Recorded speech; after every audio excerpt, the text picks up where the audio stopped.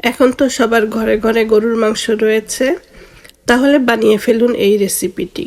আর আজকে আপনাদের জন্য নিয়ে আসলাম গরুর মাংসের আচার। এই গরুর মাংসের আচারটা করতে খুবই সহজ আর এত মজার হয় যে টেবিলে অন্য অন্য খাবার রেখে শুধু এটা দিয়েই খেতে থাকবেন। আর এই অসম্ভব মজার মাংসের আচারটা আপনি দীর্ঘদিন রেখে খেতে পারবেন, প্রায় ৬-৭ মাস ফ্রিজে রেখে এটা খেতে পারবেন। তো যেভাবে আমি এই মাংসের আচারটা করলাম, তো নিয়ে নিলাম এখানে আমি আধা কেজির মতন গরুর মাংস। আর মাংসগুলো থেকে সবগুলো চর্বি এবং হাড্ডি ছাড়িয়ে নিয়েছি। তো এখন এই মাংসের মধ্যে দিয়ে দিব আধা চা চামচ হলুদ গুঁড়ো, আধা চা চামচ মরিচ গুঁড়ো, ১ চা চামচ গরম মশলা গুঁড়ো, ১ চা চামচ আদা বাটা এবং ১ চা চামচ রসুন বাটা, আর দিয়ে দিলাম স্বাদ মতন লবণ। এরপরে দিয়ে দিব পানি। আর আপনারা তো সবাই জানেন গরুর মাংস সেদ্ধ হতে বেশ সময় লাগে, তো আমি এরকম ভাবে পানিটা দিব যাতে গরুর মাংসটা সেদ্ধ হয়ে যায়। যার যার আন্দাজ অনুযায়ী পানিটা দিয়ে নেবেন। তো আমি আরেকটু পানি দিয়ে নিব, কারণ এতটুকু পানিতে মাংসটা সেদ্ধ হবে না। তো আমি আরেকটু পানি দিয়ে দিব এবং পানি দিয়ে চুলার হিটটা বাড়িয়ে দিব। বলকটা চলে আসলেই এরপরে আমি চুলার হিটটা কমিয়ে দিব এবং ধীরে ধীরে মাংসগুলো সেদ্ধ করে নিব। তো ঢাকনা দিয়ে ঢেকে দিলাম, মাংসগুলো সেদ্ধ হতে থাক। এরপরে চুলায় একটি ফ্রাই প্যান বসিয়ে দিব আর এখানে দিয়ে দিব ১ চা চামচ গুঁড়া মরি, ১ চা চামচ আস্ত জিরে, ১ চা চামচ আস্ত ধনে, আধা চা চামচ মেথি, আধা চা চামচ গোলমরিচ, আধা চা চামচ কালো জিরে, আধা চা চামচ আস্ত সর্ষে, আর নিয়ে নিয়েছি 2টো শুকনো মরিচ।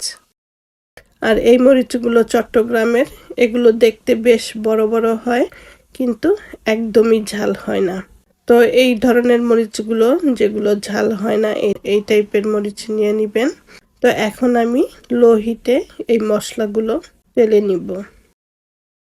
মশলাগুলো টেলে নিয়ে এরপরে আমি গুঁড়ো করে নিব।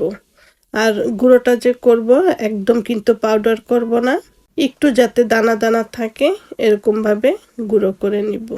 তো যাই হোক, মশলাগুলো ভাজা হয়ে গেছে।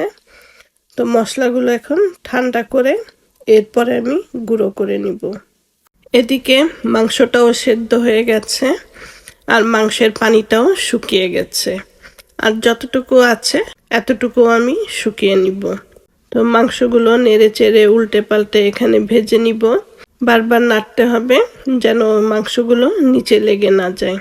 তো পানিটা যখন একদম শুকিয়ে যাবে আর মাংসটা একটু ভাজা হবে, তো চুলাটা বন্ধ করে দিব। দেখতে পাচ্ছেন মাংসতে একদমই পানি নেই আর মাংসটা একটু ভেজে নিয়েছি। বেশি ভাজতে যাবেন না, তাহলে দেখা যাবে মাংসটা পুড়ে গেছে। তো এবার চুলায় একটি ফ্রাই প্যান বসিয়ে 1 কাপ সরিষার তেল দিয়ে দিলাম। আর তেলটা গরম হলে এর মধ্যে দিয়ে দিব আমি কিছুটা আদা কুচি এবং রসুন নিয়েছি 7-8 কোয়ার মতন। তো রসুনগুলো আমি মাঝখানে 2 ভাগ করে দিয়েছি। আর নিয়ে নিলাম 4টে শুকনো মরিচ। তো সরিষার তেলের মধ্যে এগুলো আমি ভেজে নিব। রসুন এবং আদাগুলো যখন ব্রাউন কালার হয়ে আসবে, তখন আমি সেদ্ধ করা মাংসগুলো দিয়ে দিব।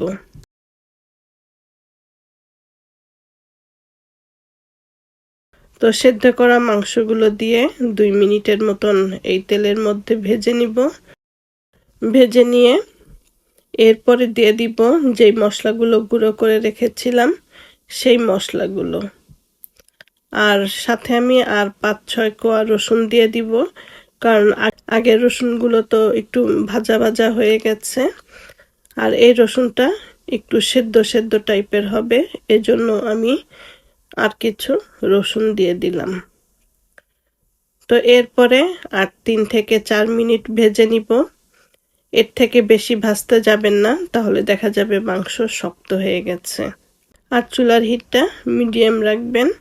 তো 3-4 মিনিট ভাজার পরে এরপরে আমি দিয়ে দিব আধা চা চামচ চিনি, আর এটার জন্য একটি টক ঝাল মিষ্টি একটা স্বাদ পাওয়া যাবে।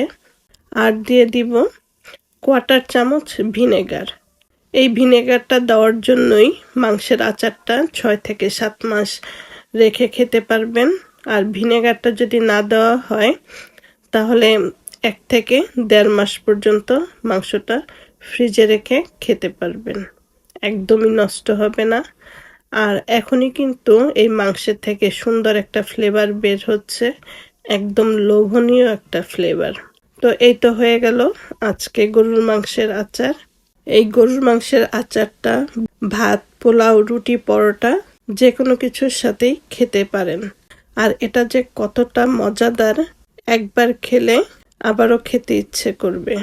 আর এই রেসিপিটা যদি আপনাদের ভালো লাগে তাহলে অবশ্যই স্বপ্নকথা প্যারিস চ্যানেলের সাথে থাকবেন। ভালো থাকবেন সবাই। আল্লাহ হাফেজ।